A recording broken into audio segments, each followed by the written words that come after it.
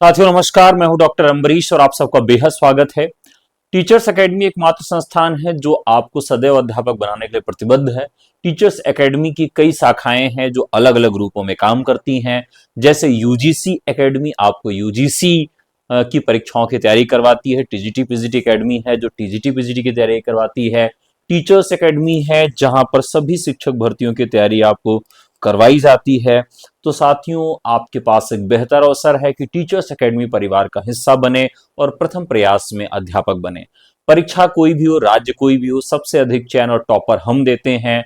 TGT PGT Uttar Pradesh LT grade जैसी प्रवक्ता, KVS NVS MRS Uttarakhand, Jharkhand, Bihar, Haryana, Delhi, Rajasthan. साथियों, कोर्स कोई भी हो, आप हमारे यहाँ जुड़ के तैयारी कर सकते हैं। हमारा नंबर है 9628959237। तो चलिए शुरू करते हैं आज के सबसे पहले सवाल से। जितने भी साथी आ चुके हैं, जुड़ चुके हैं, वो फटाफट कमेंट करें और सवाल को आगे बढ़ाएं। तो अभी हमारे यहाँ पुष्पा जी आ गई हैं, प्रतिभा जी आ गई हैं और नम्रता जी आ चुकी हैं। सबका स्वागत है और भी साथी आ रहे हैं। तो आज का सबसे पहला सवाल है।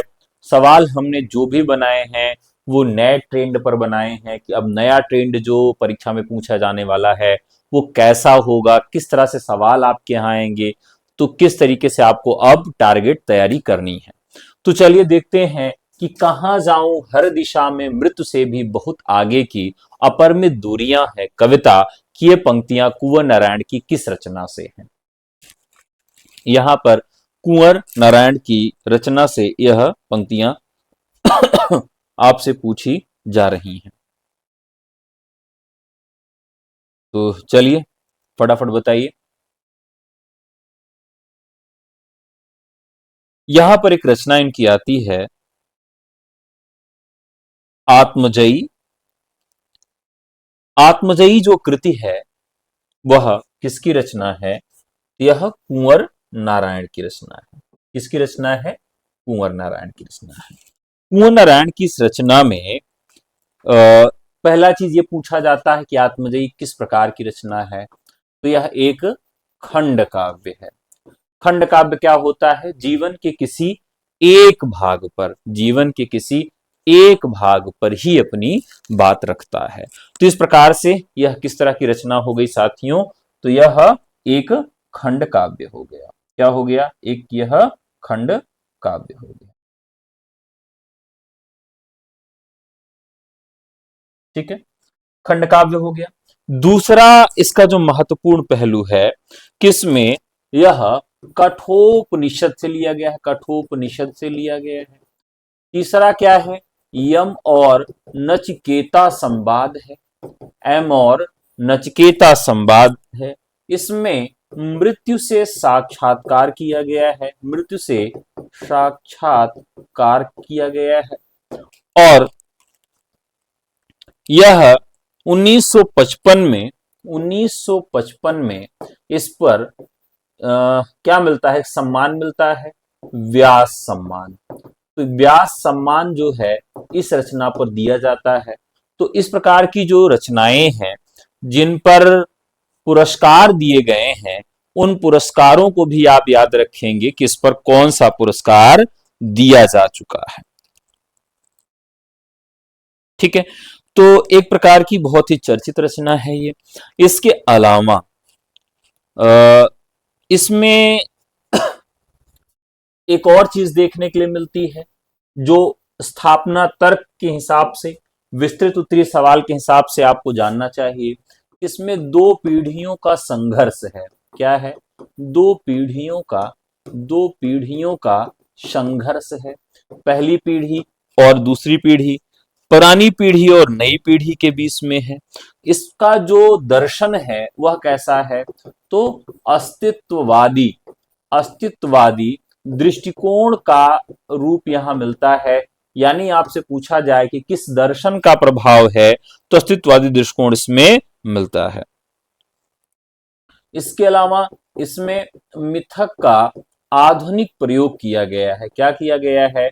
मिथक का आधुनिक प्रयोग इस रचना में, इस खंडकाव्य में किया गया है। ठीक है, अब इसमें एक चीज और है कि इस रचना के माध्यम से अमरत्व की चाह भी बताई गई है। किसकी बात चाह बताई गई है?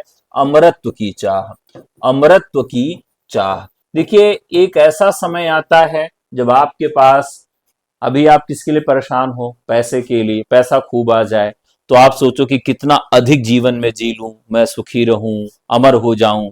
तो राजाओं की स्थिति यही थी, जब उनके पास सर्वस्व हो जाता था तो वो किसके लिए चाह रखने लगते थे? अमरत्व की चाह रखने लगते थे कि अब मुझे अमरत्व मिल जाए, मैं अमर हो जाऊं। तो यहां पर भी जो राजा है, वह उसके पास सब कुछ हो जाता है तो वो सोचता है कि भाई अब मुझे अमृत मिल जाए। जैसे वो लिखता है, दो मुझको सदियों तपस्याओं में जी सकने की क्षमता पाऊं, कदाचित वह कभी भी अमृत जिसे सम्मानित करते मानवता सम्मानित हो। पाने की अतृप्ति है, जीवन के प्रति दृष्टिकोण इसमें दिखाया गया है। गलत जीने से सही बात गलत हो जाती है, गलत जीने से सही बात गलत हो जाती है। गलत जीने से सही बात गलत हो जाती है। यह भी जो पंक्तियां हैं वहीं से ली गई। अगला सवाल लेते हैं। फोर्ट विलियम कॉलेज के किस शिक्षक के माध्यम से हिंदी भाषा के पाठ्यपुस्तकों का प्रकाशन आरंभ हुआ? तो फोर्ट विलियम कॉलेज जो है वो काफी महत्वपूर्ण है, और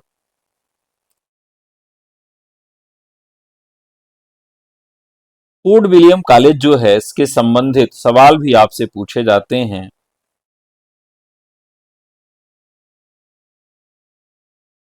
फोर्ट विलियम कॉलेज की स्थापना 1800 में कहां करवाई जाती है? कलकत्ता में करवाई जाती है। इसका प्रमुख उद्देश्य क्या था? भारत में जो क्लर्कियल ग्रेड है उसको तैयार करना, यानी क्लर्क ग्रेड की नौकरी के लोगों को प्रशिक्षित करना, भारत की भाषाओं को उन्हें पढ़ाना, जो भारत के अधिकारी नहीं है, जो विदेशों से आए हैं, तो उनको भारतीय भाषाओं को पढ़ाना सिखाना भी। इसके अलावा भारत की जो प्रमुख रचनाएं हैं उनका अनुवाद करना, और भारत में ही अंग्रेजी में जो बाइबल है, उनका धार्मिक ग्रंथ है, उसको भी लिखना और उसका अनुवाद करना। ये सारे काम के लिए इसकी स्थापना की गई थी। और उस समय जो तत्काल जो उस समय गवर्नर जनरल थे, उससे भी संबंधित पूछा जाता है सवाल कि उसमें गवर्नर जनरल कौन था? तो लॉर्ड वेलेजली था। कौन था? Lord Wellesley. कौन था? Lord Wellesley. तो लॉर्ड वेलेजली के समय में ही यह इसकी स्थापना होती है। ठीक है। अब इसमें जो भारत की भाषाएं हैं उन पर अधिक काम किया गया। हिंदुस्तानी, हिंदुस्तानी भाषा जो थी, जिसको हम आज की भाषा में हिंदी कहते हैं। ठीक है। उर्दू, बांग्ला, संस्कृत, अरबी, फारसी, यह प्रमुख भाषाएं थी जिस पर काम करना था इनको। ठीक है। भाषाओं के विकास के लिए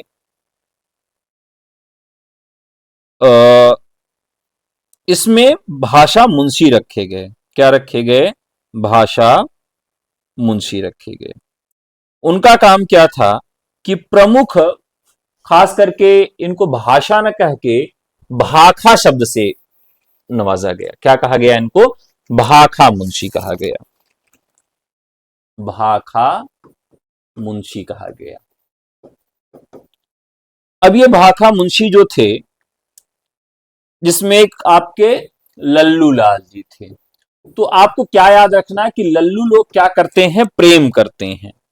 तो लल्लू लोग प्रेम करते हैं। खड़ी बोली हिंदी गद्य का जनक इन्हें माना जाता है, और इन्होंने प्रेम सागर की रचना की। सदल मिश्र, सदल मिश्र जो थे, नासिकेतोपाख्यान की रचना किया, और इन्हें अनुवाद, व्याख्या, मानकीकरण और पाठ्य पुस्तकों का निर्माण 3 कामों के लिए रखा गया था। तो आपसे अगर पूछा जाए कि फोर्ट विलियम कॉलेज के जो भाषा मुंशी थे, इनका प्रमुख कार्य क्या था या किस कार्य के लिए इनको नियुक्ति दी गई थी, तो इनको अनुवाद और व्याख्या, कि भैया आप अनुवाद करो और व्याख्या करो।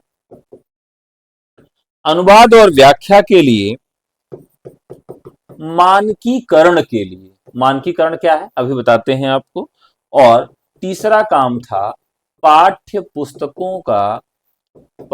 पुस्तकों का निर्माण करना। ये 3 प्रमुख काम दिए गए थे भाषा मुंशियों को। ठीक है,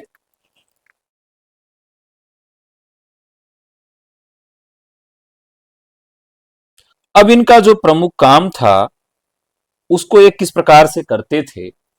मानकीकरण का मतलब यह है कि मानक शब्दावली और मानक भाषा के शब्दों को अलग करना। जैसे आज हमारे देश में बहुत सारी संस्कृतियां हैं, बहुत सारी छोटी उपबोली भाषाएं हैं। ऐसे में एक शब्द को क्या कहा जाए, हिंदी में क्या कहा जाए, इस पर थोड़ा सा कंफ्यूजन हो जाता है। जैसे एक शब्द आप ले लीजिए कुल्हाड़ी, शब्द क्या है, कुल्हाड़ी है। अब कुल्हाड़ी को अलग अलग क्षेत्रों में अलग अलग नाम दिया जाता है। जैसे हमारे इलाहाबाद में ही जमुना पार, इसको कुल्हाड़ी नहीं कहा जाता है, टंगरी कहा जाता है। क्या कहा जाता है, टंगरी कहा जाता है। और गंगा पार में इसको कुल्हरी कहा जाता है, कुल्हरी, क्योंकि अवधि का प्रभाव है तो र के स्थान पर र कर दिया जाता है, तो कुल्हाड़ी को कुल्हरी, और यहां हरस्वीकरण हो जाता है, दीर्घा के स्थान पर हरस्वा हो जाता है। तो वहां तो कुल्हाड़ी को टंगरी और कुल्हाड़ी इलाहाबाद में ही कहा जाता है, प्रयागराज में ही कहा जाता है। इसके अलावा अलग अलग क्षेत्रों में देखिए तो इसे अलग अलग नामों से पुकारा जाता है। अब ऐसे में एक समस्या होती है कि हम अपने यहां इसको किस रूप में प्रयोग करें, तो इसके लिए हमें इसका एक मानक रूप प्राप्त होना चाहिए। तो मानकीकरण का मतलब हुआ कि जो विभिन्न शब्दावलियां प्रयुक्त हो रही हैं, उनमें से किसी एक शब्दावली को निर्धारित करके उसको मानक बनाया जाए कि यही लिखा जाएगा। तो इनमें सारे शब्द सही हैं, बस कुल्हाड़ी जो है वह क्या है, मानक है। ठीक है, तो ये अब इसमें जो है फोर्ट विलियम कॉलेज में जो भारतीय भाषाओं के प्रोफेसर चुने गए, भारतीय भाषाओं के जो प्रोफेसर चुने गए, उनको क्या कहा गया, गिल क्राइस्ट कहा गया। क्या कहा गया, गिल क्राइस्ट कहा गया। तो गिल क्राइस्ट महोदय ने क्या काम किया कि शिक्षकों के माध्यम से, फोर्ट विलियम कॉलेज के किस शिक्षक के माध्यम से हिंदी भाषा की पाठ्य पुस्तकों का प्रकाशन आरंभ हुआ, तो इन्होंने ही, गिलक्राइस्ट महोदय ने ही यह काम किया, जिसकी वजह से यह काम हो सका। अब ये गिलक्राइस्ट एक ऐसी भाषा की वकालत करते थे जो आम जनता की भाषा हो। ध्यान रखिएगा, गिलक्राइस्ट महोदय हिंदी को क्या कहते थे, हिंदुस्तानी कहते थे। क्या कहते थे, हिंदुस्तानी कहते थे। और उनके हिंदुस्तानी में दोनों शब्द होते थे, किसके किसके, एक तो आम भाषा के शब्द होते थे और दूसरा हिंदी के शब्द होते थे, उर्दू के शब्द होते थे। यानी उनकी हिंदुस्तानी क्या थी, जिसमें हिंदी और उर्दू दोनों चीजें मिली हों। ठीक है, चलिए अगले सवाल की तरफ बढ़ेंगे। आपके यहां टांगी कहा जाता है, हाँ, अलग अलग जगहों पर। मेरी समक्ष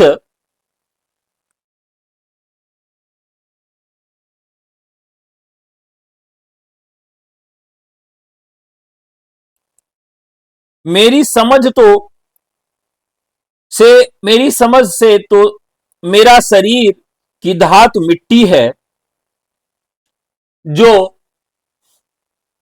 किसी के लोभ की सामग्री नहीं, और वास्तव में उसी के लिए सब धातु अस्त्र बनकर चलते हैं, लड़ते हैं, टूटते हैं, फिर मिट्टी होते हैं। तो यहां समझ होगा, मेरी समझ,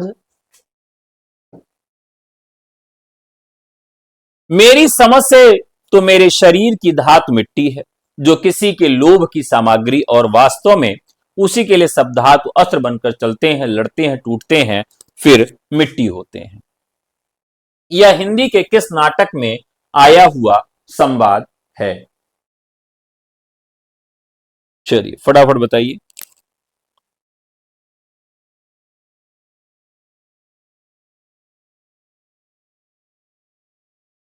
तो यह किस नाटक का है, यह आपको बताना है।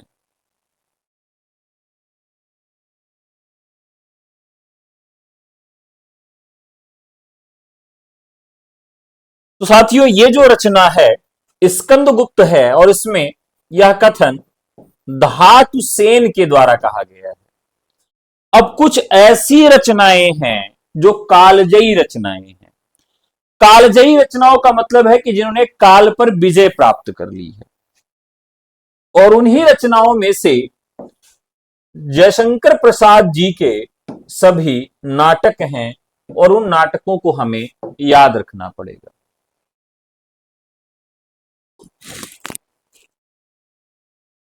1928 में ऐतिहासिक पृष्ठभूमि पर लिखा गया यह नाटक है। इसमें स्कंदगुप्त विक्रमादित्य के जीवन और उनके काल यानी 5वीं शताब्दी की कथा है, जब भारत पर हूणों का आक्रमण होने वाला था। इसमें स्कंदगुप्त के आंतरिक और बाह्य संघर्षों को दिखाया गया है। हूणों और शकों से देश की रक्षा करनी है। किसको रक्षा करनी है?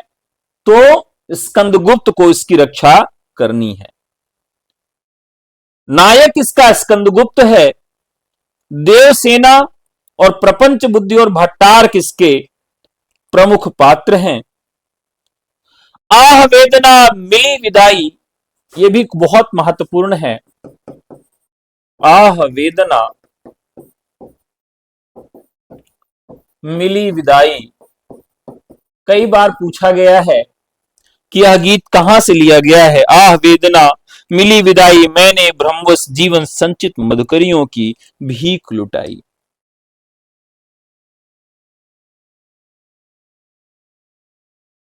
यह भी जो है वह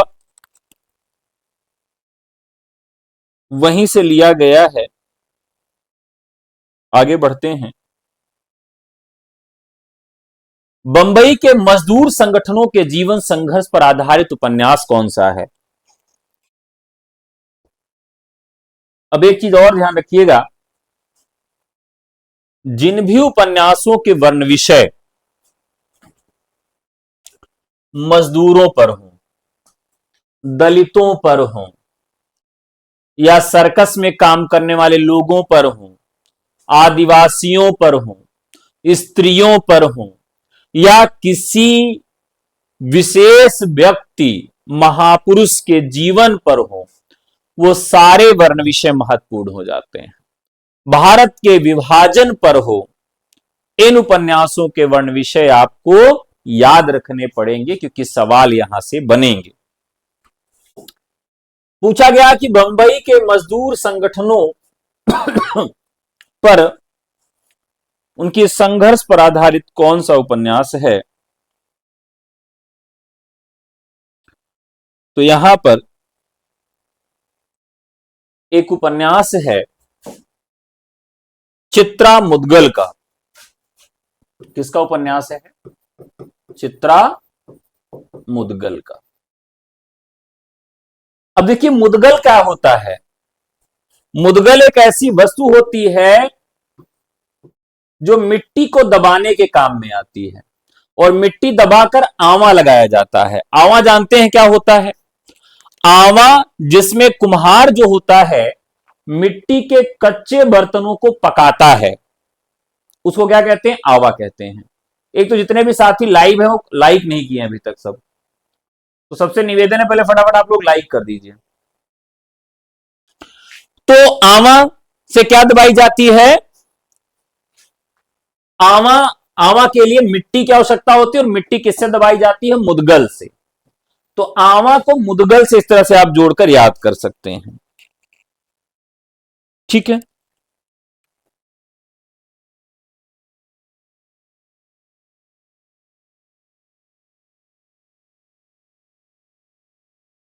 अब ये जो मजदूर संगठन है उनके जीवन संघर्षों पर आधारित है, और 2003 में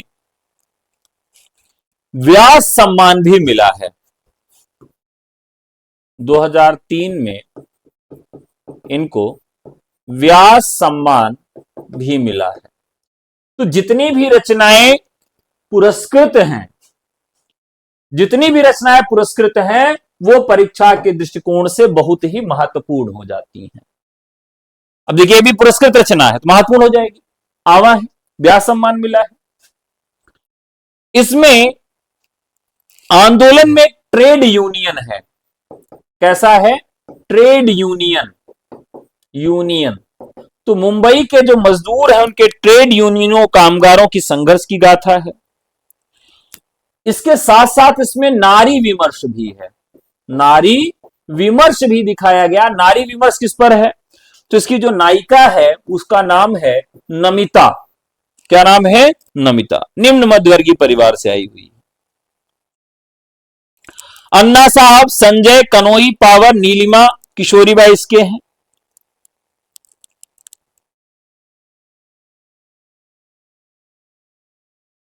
अब यह भी सवाल आपसे पूछा जा सकता है कि इस उपन्यास के नामकरण की सार्थकता क्या है, या इस उपन्यास का नामकरण क्यों ऐसा किया गया होगा।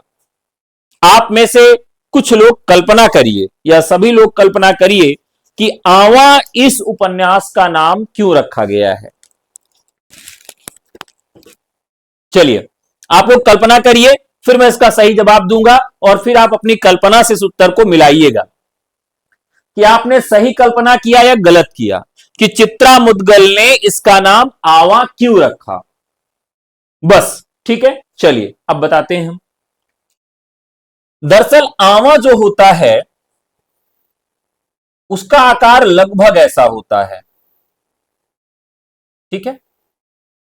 अब इसमें क्या होता है कि नीचे भी आपकी और ऊपर भी लकड़ी और कोयला डाला जाता है, और बीच में मिट्टी के कच्चे बर्तन डाले जाते हैं। अब लेकिन बहुत सुंदर बर्तन डाले जाते हैं। अगर इसे सावधानी पूर्वक न पकाया जाए तो वो सुंदर बर्तन भी जल जाएंगे। यानी तपना और तपाना भी एक स्तर तक ही अच्छा है, अगर उसको हम बहुत ज्यादा जला देंगे तो विद्रूप हो जाएंगे। इसका मतलब यह है कि इसके माध्यम से वो बताना चाहती हैं कि यदि इस भट्टी में सावधानी न बरती जाए तो सुंदर वस्तुएं भी जलकर काली हो जाती हैं। और ये भट्टी किसका प्रतीक है? आवा किसका प्रतीक है? तो सामाजिक संघर्ष का प्रतीक है। किसका प्रतीक है? सामाजिक संघर्ष का प्रतीक है। यानी सामाजिक संघर्ष से नई चीजें तो निखर कर आती हैं, लेकिन अगर उन पर ध्यान न रखा जाए, कंट्रोल न रहे, तो अच्छी अच्छी चीजें जलकर राख भी हो सकती हैं। चलिए आगे बढ़ते हैं। मुरारी और नरगिस के प्रेम पर आधारित उपन्यास कौन सा है? देखिए, साहित्य पढ़ रहे हैं तो साहित्य में आपको प्रेम जरूर मालूम होना चाहिए, और प्रेम अद्वितीय है, अविस्मरणीय है, अलौकिक है। प्रेम मतलब जिसे आप, अगर ये किसी से आपने कह दिया, आपने किसी से कह दिया कि मैं आपसे प्रेम करता हूं, मतलब वहीं आपका प्रेम ओछा हो गया, वहीं पर आपका प्रेम परिमिति हो गया। जैसे आपसे कोई पूछे कि तुम मुझसे क्यों प्रेम करते हो और आपने उससे जवाब दिया कि तुम्हारी आंखें सुंदर, इस वजह मैं तुमसे प्रेम करता हूं, इसका मतलब आपने अपने प्रेम की सीमाओं को बांध दिया। प्रेम अपरिमित होता है, उसकी कोई सीमा ही नहीं है और ना ही उसका कोई लक्ष्य है, ना ही वो किसी वस्तु विशेष, अंग विशेष और प्रवृत्ति विशेष पर टिकता है, वो निश्चल है। तो आपने अगर यह प्रयास किया तो साहित्य के विद्यार्थी होने के कारण जितनी भी इस तरह की औपन्यासिक कृतियां हैं, रचनाएं हैं जिसमें प्रेम है, उसको आप जरूर पढ़िए। ठीक है, अब यहां बात की गई है मुरारी और नरगिस की। मुरारी और नरगिस की बताइए, फटाफट बताइए।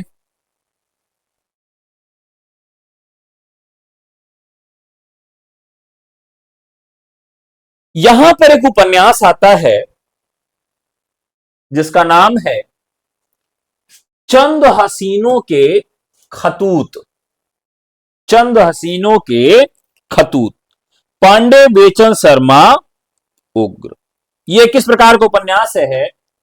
तो प्रथम प्रथम पत्रात्मक शैली में लिखा गया उपन्यास है। प्रथम पत्रात्मक शैली में लिखा गया उपन्यास है। अब पत्रात्मक शैली होती क्या है? तो पत्रात्मक शैली का मतलब यह होता है कि जहां पर किसी तथ्य को सिद्ध करने के लिए पत्रों, पांडुलिपियों, ऐतिहासिक तथ्यों इत्यादि का सहारा लिया जाए, वह होता है पत्रात्मक प्रविधि। अब यहां पर यह 1927 में इसका प्रथम प्रकाशन कलकत्ता के मतवाला पत्रिका में होता है। पूछा भी जा सकता है कि यह उपन्यास पहली बार कहां प्रकाशित हुआ। तो पहली बार इसका जो प्रकाशन हुआ मतवाला पत्रिका में होता है।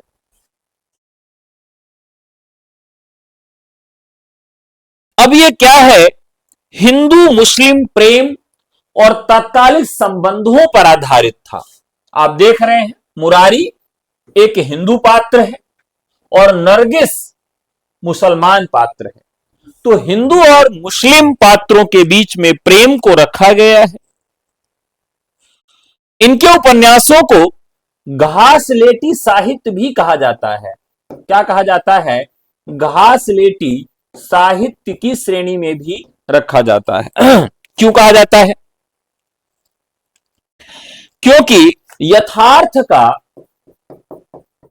नग्न और बेबाकी से चित्रण किया जाता है। पूछा भी जा सकता है कि घासलेटी साहित्य क्या है या घासलेटी साहित्य किसे कहा जाता है? तो घासलेटी साहित्य का मतलब होता है कि जहां पर यथार्थ का नग्न और बेबाकी के साथ चित्रण किया जाए, उस साहित्य को घासलेटी साहित्य कहा जाता है। ठीक है, तो यहां पर जान गए आप चंद हसीनों के खतूत, मुरारी और नरगिस, हिंदू और मुसलमान, प्रेम कथा है, मतवाला पत्रिका में पहली बार छपता है 1927 में और पत्रात्मक शैली का यह पहला उपन्यास है। मैला आंचल टी पर जग कहीं भाषा पर निष्ठित हिंदी के व्याकरण की कसौ, जगह खरी नहीं उतरती फिर भी अपने जमाने की अत्यंत लोकप्रिय रचना प्रसिद्ध हुई है। इसका कारण यह है कि मैला आंचल, थोड़ा सा इसको सही कर लेते हैं, टाइपिंग मिस्टेक है। मैला आंचल, मैला आंचल की भाषा मैलांचल की भाषा परिनिष्ठित हिंदी व्याकरण की कसौटी पर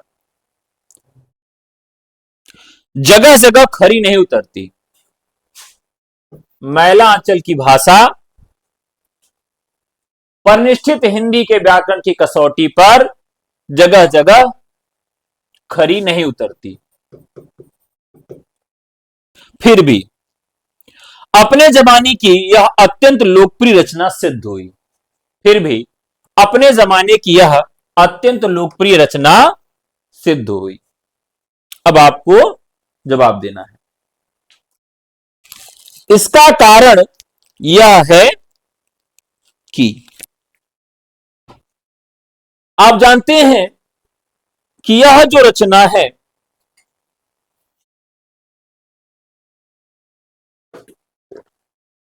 हिंदी का पहला आंचलिक उपन्यास है और इसका एक गीत है सस्य श्यामला ग्रामवासिनी, वह पंत की कविता से लिया गया है। इसमें ग्रामीण और शहरी दोनों प्रकार के दृश्यों की भरमार है। अत्यंत सिद्ध हुई है यह बात कही गई। परिवेश और पात्रों के अनुसार अनुरूप यथार्थपरक भाषा का प्रयोग हुआ है। लोक कथाओं, लोकोक्तियों, मुहावरों, लोकगीतों से परहेज किया गया है। इसमें व्याकरण जन्य त्रुटियां नहीं है।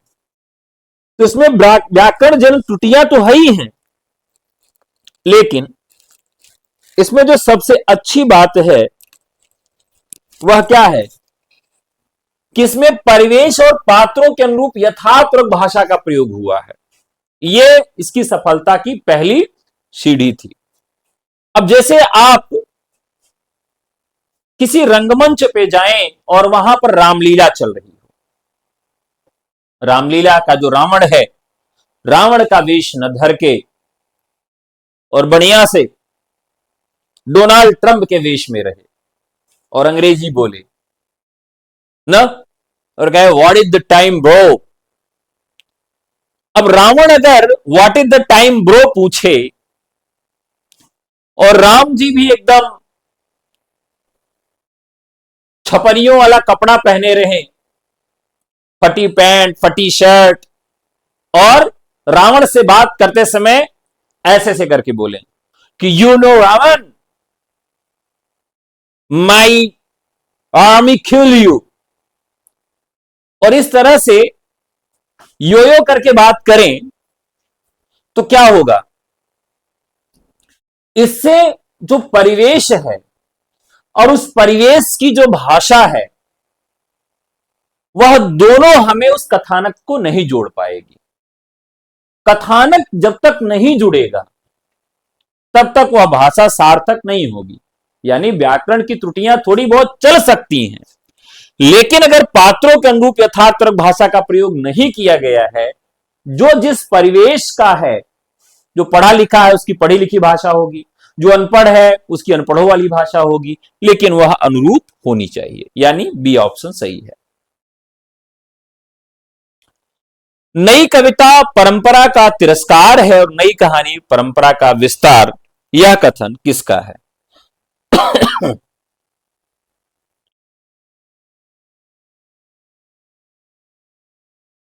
चलिए, ये कथन बहुत ही महत्वपूर्ण है। अगर आप सबको सवाल अच्छे लग रहे हो, प्रश्नों का स्तर अच्छा लग रहा हो, नए सवाल देखने के लिए मिल रहे हो, तो आप लाइक तो करिए ही, इसके साथ साथ कमेंट करके बता भी सकते हैं कि ये अच्छे सवाल हैं। और यही पैटर्न अब चल रहा है और इसी पैटर्न के अनुरूप ही आपको तैयारी करनी है। ठीक है, नई कविता परंपरा का तिरस्कार है और नई कहानी परंपरा का विस्तार है। राजेंद्र मोहन कमलेश्वर, राजेंद्र मोहन और कमलेश्वर,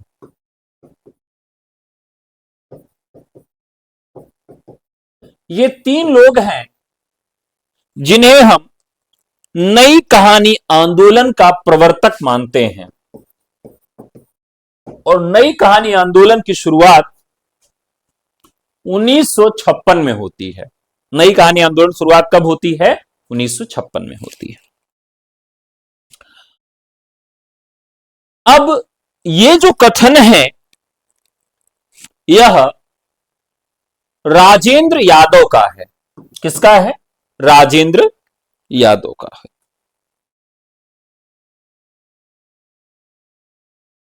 नई कहानी की प्रवृत्तियां भी आपसे पूछी जाती कि भाई नई कहानी की प्रवृत्तियां किसे कहते हैं, या नई कहानी की प्रवृत्तियां कौन सी हैं। प्रवृत्ति और विशेषता से संबंधित अगर आप मेंस की तैयारी कर रहे हैं तो वहां से भी सवाल पूछा जाएगा। जैसे नई कहानी की प्रमुख प्रवृत्तियों पर प्रकाश डालिए, नई कहानियों की प्रवृत्ति के आधार पर प्रमुख कहानीकारों के विषय में चर्चा करिए, नई कहानी के दृष्टिकोण पर राजेंद्र यादव की कहानियों को कसौटी पर कसिए, नई कहानियों की प्रवृत्तियों की चर्चा करते हुए प्रमुख कहानियों को उदाहरण दीजिए। इसी तरह से नई कविता से भी सवाल पूछा जाएगा। तो जितनी भी प्रवृत्ति और विशेषता से संबंधित सवाल हैं, अगर आप किसी मेंस की परीक्षा की तैयारी कर रहे हैं या करेंगे तो उसको भी आपको याद रखना है। यानी 1950 से 60 के दशक में नई कहानी आंदोलन की शुरुआत होती है और इसमें भोगे हुए यथार्थ की प्रामाणिकता, भोगे हुए यथार्थ की प्रामाणिकता, यानी नई कहानी कल्पना और आदर्श के बजाय उस अनुभव और सत्य पर खड़ी होती है जो लेखक ने स्वयं जिया और महसूस किया है। क्योंकि इसके पहले की कहानी जो थी वो कल्पना और मिथक पर आधारित हुआ करती थी ज्यादातर कहानियां, लेकिन इसमें जो लेखक है वो ये कह रहा है कि हमने जो जिया है, हमने जो महसूस किया है, यानी भोगे हुए यथार्थ और उसकी प्रामाणिकता पर वो कहानी लिखती है। मध्यवर्गीय जीवन, जो मिडिल फैमिली है, व्यक्ति की गरिमा और उसके अस्तित्व के संकट को महत्व दिया गया है। अब यह मध्यवर्गीय जीवन को केंद्र में रख के लिखी गई कहानी है, बहुत ही महत्वपूर्ण कहानी है। आधुनिकता बोध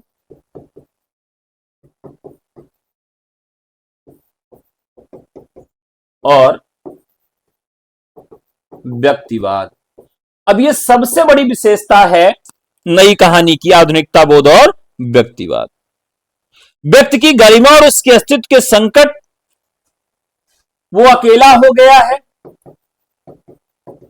अकेलापन, अजनबियत, निराशा, ये सारी चीजें हमें उस कहानी में देखने के लिए मिलती है। जब हम आधुनिक काल में पहुंचते हैं और नई कहानी के दौर में पहुंचते हैं तो सबसे बड़ी समस्या जानते हैं क्या होती साथियों? सबसे बड़ी समस्या होती है स्त्री पुरुष के संबंधों में।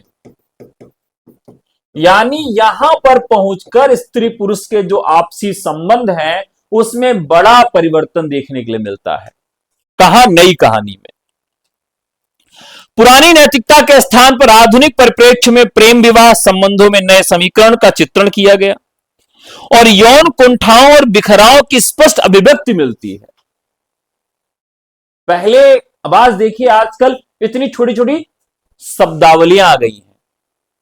हो सकता है कि बहुत सारी शब्दावलियों से आप परिचित हो, बहुत सारे से ना हो, जैसे कमिटेड, वन नाइट स्टैंड, या इस तरह से बहुत सारी शब्दावलियां आ गई हैं जिसमें एक रात्रि के लिए, सहवास के लिए स्त्री पुरुष आपस में संबंध स्थापित करते हैं, या वो ये कहते हैं कि जब तक हमारी शादी नहीं होती तब तक हम साथ में रहेंगे, या हम और तुम न बात करेंगे न मिले जुलेंगे, केवल हमारा सहवास ही संबंध होगा।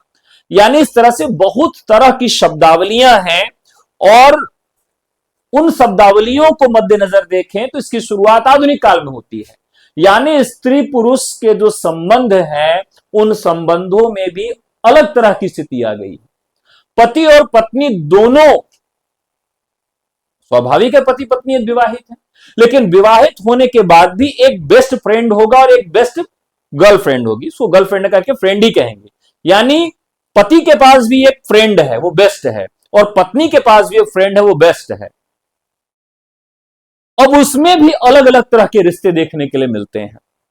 यानी यह जो स्वरूप देखने के लिए मिलता है वह किसके बदौलत मिलता है? अकेलेपन के कारण, अजनबियत के कारण, निराशा के कारण। क्योंकि अब हमारे पास इतना ज्यादा पैसा कमाने की होड़ है कि हम व्यक्तिगत संबंधों पर समय नहीं दे पाते हैं। अब पत्नी से बात नहीं करेंगे, पति से बात नहीं करेंगे, तो उसका जो माइंडली सेटिस्फैक्शन है वो कहीं और ढूंढने जाएगा, और इससे नए संबंधों की दरकार होगी। यह कहानी उसी समय से दिखाने लगती है। महानगरी और कस्बों का जो यथार्थ है यह भी देखने के लिए मिलता है। ठीक है, यह तो नई कहानी हो गई। साथियों, नई कविता जो है उससे भी संबंधित सवाल पूछा जाता है कि भाई नई कविता का जो प्रमुख उद्देश्य है, या नई कविता हम किसे कह सकते हैं। अब आप देखें, परीक्षा कोई भी हो, नई कहानी और नई कविता दोनों से संबंधित सवाल पूछा जा सकता है, और खास करके उनकी प्रवृत्तियों और विशेषताओं के से संबंधित। तो अगर नई कविता की बात करें तो 1951 के बाद जो है नई कविता की शुरुआत होती है। आज आप लोगों से मैं दो सवालों के जवाब जानना चाहूंगा। वो क्या है? नई कविता आंदोलन, नई कविता आंदोलन और नई कविता, इन दोनों के जो संस्थापक हैं वो कमेंट बॉक्स में आप हमको जवाब के रूप में लिखें। यानी नई कविता का आंदोलन किसने शुरू किया, नई कविता आंदोलन किसका और नई कविता किसका है। ठीक है, नई कविता और नई कविता आंदोलन दोनों का उत्तर अलग अलग होगा। मैंने आपको कई बार बताया है, पढ़ाया है, निश्चित तौर पे आप सही जवाब देंगे। इसमें जो पहली विशेषता है वह क्या है? लघु मानवतावाद है। नई कविता में लघु मानवतावाद क्या है? किसमें महान नायक के बजाय साधारण मनुष्य के सुख दुख, उपेक्षा, अस्तित्व, गौरव को ध्यान में रखा गया है। विजय देवनारायण शाही ने लघु मानववाद को प्रतिस्थापित किया। यानी अभी तक क्या था कि जो बहुत बड़े बड़े नायक यानी राम है तो राम के दुख सुख को बताया जाएगा, लेकिन ऐसा नहीं है। जब लघु मानववाद आता है तो इसमें सबसे छोटा इंसान जो समाज का है उसकी समस्याओं को भी केंद्र में रखा जा सकता है। दूसरा, कई बार पूछा गया है कि इनमें से कौन सी नई कविता की विशेषता नहीं है, और उसी में एक सवाल आता है क्षणवाद। क्षणवाद जो है यह नई कविता की विशेषता है। क्षणवाद का मतलब क्या होता है कि भविष्य की चिंता या अतीत के गौरव के बजाय वर्तमान क्षण को पूरी सघनता से जिएं, और इसी पर बल दिया गया है। कल क्या होगा उससे कोई मतलब नहीं है, आज क्या है उस पर ही बल दिया जाए। यानी हम भविष्य की चिंताएं छोड़ दें और वर्तमान को अच्छे से जिएं, यही नई कविता का उद्देश्य है, और इसी को हम क्षणवाद कहते हैं। तीसरा है यथार्थवादी दृष्टि। यथार्थवादी दृष्टि, दृष्टि कैसी है कि सुंदर पक्ष ही नहीं, यथार्थ क्या करता है? सुंदर जो है उस पर भी बात करता है, और जो कुरूप है उस पर भी बात करता है। ऐसा नहीं है कि सुंदर सुंदर को ले ले और कुरूप को छोड़ दे। यह यथार्थवादी दृष्टि है। बौद्धिकता और संशयवाद, यह भी इस दौर में मिलता है। क्या मिलता है? बौद्धिकता, बौद्धिकता और संशयवाद की स्थिति भी देखने के लिए मिलती है। भावुकता के स्थान पर तार्किकता और बौद्धिक विश्लेषण की प्रधानता है, और यहां पर क्या आधुनिकता के कारण संशय और मोहभंग की स्थिति दिखाई देती है। पहले की जो कविता थी उसमें क्या था? भावुकता थी, लेकिन आधुनिक काल की कविता में, नई कविता में क्या मिलता है? हमें भावुकता के स्थान पर तार्किकता की प्रधानता मिलती है। तर्क प्रधान हो जाते हैं, प्रश्न पूछना शुरू हो जाता है, बिना किसी उदाहरण के, बिना किसी मानवीय संवेदना के या बिना किसी वैज्ञानिक तथ्य के उसको स्वीकार नहीं किया जाता है। नूतन शिल्प और बिंब का भी प्रयोग नई कविता में किया जाता है। और सबसे महत्वपूर्ण क्या है? अनुभव की प्रामाणिकता। क्या होता है? अनुभव की प्रामाणिकता, यानी कविता का विषय वही होगा जो कवि ने स्वयं अनुभव किया है, जिसे कवि ने स्वयं जिया है, वही अनुभव को यहां पर कविता में दिखाएगा। यानी अब हम सवाल पे चलें एक बार पुनः। सवाल आया है कि नई कविता परंपरा का तिरस्कार है और नई कहानी परंपरा का विस्तार, कथन किसका है? तो राइट आंसर हो जाएगा राजेंद्र यादव। पत्रकारिता के स्तर से निबंध शैली को विकसित करने वाले प्रमुख लेखक कौन हैं? माखनलाल चतुर्वेदी, शिव पूजन सहाय, राम वृक्ष बेनीपुरी या फिर गुलाब राय?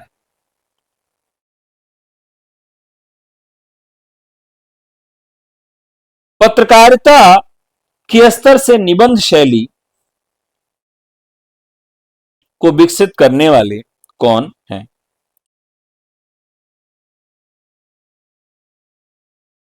चलिए, सवाल अच्छे लगे तो लाइक जरूर करिएगा।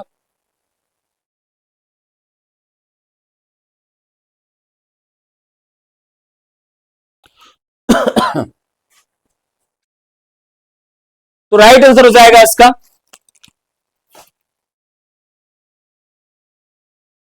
राम वृक्ष बेनीपुरी। राम वृक्ष बेनीपुरी। राम वृक्ष बेनीपुरी जो है, यह पत्रकारिता के स्तर से निबंध शैली को विकास करते हैं, को विकसित करते हैं। और इनको एक उपाधि भी दी गई है, जिस उपाधि को आप सब जानते होंगे। इन्हें कलम का जादूगर भी कहा जाता है। कलम का जादूगर कहा जाता है। विशिष्ट शैली के वजह से ये अधिक पहचाने गए। स्वतंत्रता संग्राम पर इन्होंने काफी काम किया। 8 साल जेल रखे और कितने साल जेल रहे? 8 साल। और उसी जेल के दौरान ही इन्होंने माटी की मूर्तें रचना पूर्ण की। यह भी पूछा जा सकता है कि जेल में रहने के दौरान इन्होंने कौन सी रचना की? तो माटी की मूर्तें जो रचना है, जेल में रहने के दौरान ही इन्होंने पूर्ण की है। संस्मरण और रेखा चित्र दोनों के ये अमर पुरुष माने जाते हैं। तो इनका एक बहुत ही चर्चित ललित निबंध है। कौन सा? ललित निबंध है गेहूं और गुलाब। गेहूं और गुलाब, जो बहुत ही चर्चित है। साथियों, जो ललित निबंध है,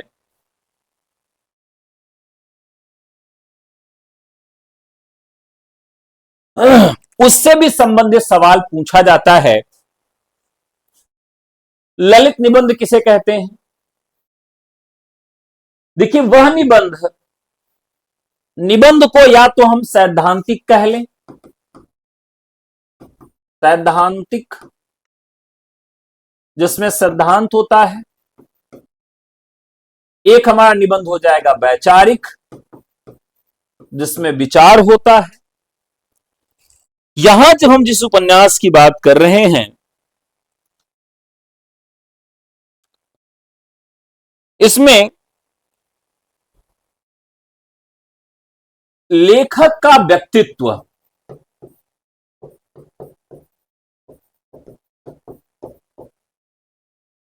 व्यक्तित्व विषय से अधिक महत्वपूर्ण होता है। इसको जरूर याद रखिएगा। एक लाइन में ज्यादातर लोग क्या होता है, अगर उनसे पूछ लीजिए क्लास का टाइम होता है प्रतिदिन रात को 10:10 से 10:10 PM एवरी डे, 10:10 रात्रि को पर डे ये क्लास चलती है। और यही क्लास फिर बाद में भी आप देख सकते हैं। तो हम बात कर रहे थे कि अगर आपसे ललित निबंध पूछा जाए कि ललित निबंध कहते किसको हैं, तो कम से कम एक लाइन में आप ललित निबंध बता सके। ललित निबंध का मतलब होता है कि जहां लेखक का व्यक्तित्व विषय से अधिक महत्वपूर्ण होता है, उसे हम ललित निबंध कहते हैं। ठीक है, अब ये तो ललित निबंध की परिभाषा हो गई। ललित निबंध की विशेषताएं क्या है? तो इसमें सबसे महत्वपूर्ण विशेषता होती है आत्मपरकता। ललित निबंध की पहली विशेषता क्या है साथियों? आत्मपरकता, अनौपचारिकता, भावुकता और सरसता, भावुकता और सरसता, सांस्कृतिक चेतना और पांडित्य,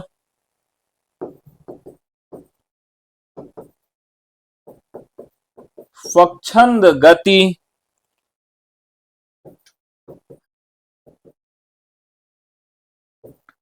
काव्यात्मक भाषा, ये प्रमुख चीजें हमें देखने के लिए मिलती हैं। कहां पर? आत्मपरकता, अनौपचारिकता, भावुक सरसता, सांस्कृतिक चेतना और पांडित्य, स्वच्छंद गति और काव्यात्मक भाषा। देखिए अभी पेपर काफी दूर है, इस दृष्टिकोण से थोड़ा डीपली पढ़ने का प्रयास करिए। केवल सवाल का जवाब ढूंढ लेने से बहादुरी नहीं साबित होती है। सवाल पूछ लिया जाए कि भाई ललित निबंध की विशेषताएं बताइए, ललित निबंध के तत्व बताइए, या ललित निबंध किसे कहते हैं, या गेहूं और गुलाब किस प्रकार का निबंध है, तो एक ही सवाल से 10 सवाल बन गए और ज्यादातर लोगों को यह जवाब नहीं मालूम है। तो हमें क्या करना है कि यह भी जानते रहना है। अगर आ गया है विषय तो बाकी एक लाइन का उत्तर बता के 100 सवाल 20-30 मिनट में कराए जा सकते हैं, लेकिन उससे आपको कुछ फायदा नहीं होगा। ठीक है, तो ये सारी चीजें होती हैं किसमें? ललित निबंधों में। और मुख्य विषय उसका क्या होता है कि इसमें आत्मपरकता होती है, यानी कवि को अधिक महत्व दिया जाता है, उसके विचार का अधिक महत्व होता है उस तथ्य से ज्यादा। ठीक है, अगला सवाल। अज्ञे ने शेखर के संदर्भ में अपने किस निबंध में स्वीकार किया कि अच्छा, अब इनका एक उपन्यास था शेखर एक जीवनी। तो अज्ञे ने शेखर के संदर्भ में अपने किस निबंध में स्वीकार किया कि जा क्रिस्टोफर के अनवरत आत्मशोध और आत्म साक्षात्कार का जो रोला ने प्रस्तुत किया है वह अवश्य प्रेरणा मिली। तो जा क्रिस्टोफर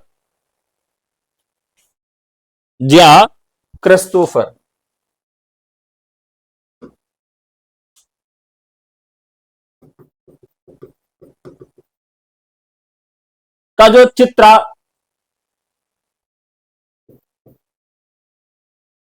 चित्र आत्मशोध और आत्म ने प्रस्तुत किया है उसकी कुछ प्रेरणा मिली। थोड़ा सा इधर उधर टाइपिंग हो गया है, फिर से मैं सवाल बोल देता हूं। अज्ञे ने शेखर के संदर्भ में अपने किस निबंध में स्वीकार किया कि जा क्रिस्टोफर के अनवरत आत्मशोध और आत्म साक्षात्कार का जो चित्र रोला ने प्रस्तुत किया उससे कुछ अवश्य प्रेरणा मिली। ऑप्शंस हैं अद्यतन, आत्मनेपण, त्रिशंकु, धार और किनारे।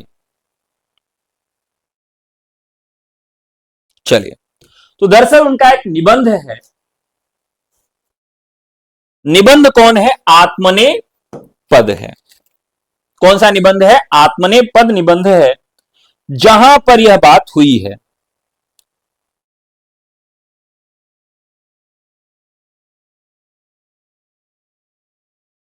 अभी आत्मने पद निबंध में, अब देखिए अज्ञेय की जो आत्मकथा परक या जीवनी परक, आत्मकथा परक ही कहेंगे, जीवनी तो नहीं है, आत्मकथा परक फ्लैशबैक शैली में लिखा गया उपन्यास जो कि 2 भागों में है, उस पर किसका प्रभाव है यह भी पूछा जाता है। तो यह किसका प्रभाव है? तो उसमें जा क्रिस्टोफर का प्रभाव है। ठीक है। इसमें कला की स्वतंत्रता, साहित्यकार का दायित्व, परंपरा और आधुनिकता का द्वंद्व, भाषा की समस्या जैसे विषयों पर बात की गई है। किसमें? कला की स्वतंत्रता,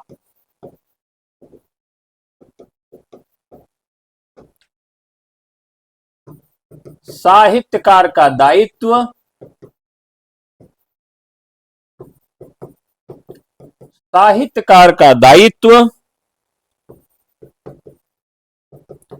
आधुनिकता का द्वंद्व,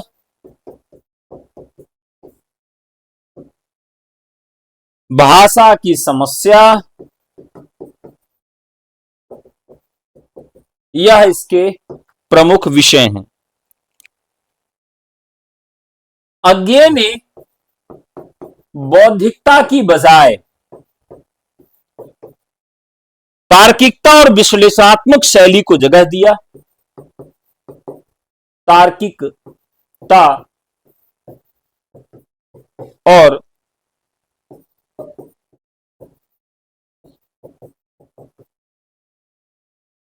विश्लेषणात्मक शैली को उन्होंने महत्व दिया है। इसको भी याद रखना होगा। और अगर आप UP TGT PGT assistant professor 2022 का क्रैश कोर्स लेना चाहते हैं या 2026 के अपकमिंग वैकेंसीज के लिए कोर्स लेना चाहते हैं, एलटी ग्रेड, केवीएस, एनवीएस और ईएमआरएस का मेंस बैच लेना चाहते हैं, झारखंड, उत्तराखंड और दिल्ली टीजीटी पीजीटी के कोर्स लेना चाहते हैं, बिहार का कोई कोर्स लेना चाहते हैं टीजीटी पीजीटी का, तो आप सबके लिए नया बैच शुरू हो चुका है। आप केवल व्हाट्सएप करके हमसे जुड़ सकते हैं। पहला मेंस का निशुल्क कॉपी और पेपर चाहते हैं जिसपे आप आंसर राइटिंग करके हमें भेज सकते हैं, उसके लिए आप व्हाट्सएप कर सकते हैं या हमारे टेलीग्राम से जुड़ सकते हैं, क्योंकि हिंदी विषय का मेन से हेतु अलग अलग टेलीग्राम ग्रुप बनाया गया है जिसमें आप जुड़िए और आपको पहला मॉडल पेपर वहां निःशुल्क दिया जाएगा। हिंदी आलोचना में जाति शब्द का राष्ट्रीय अर्थ में सर्वप्रथम प्रयोग किसने किया? बताइए।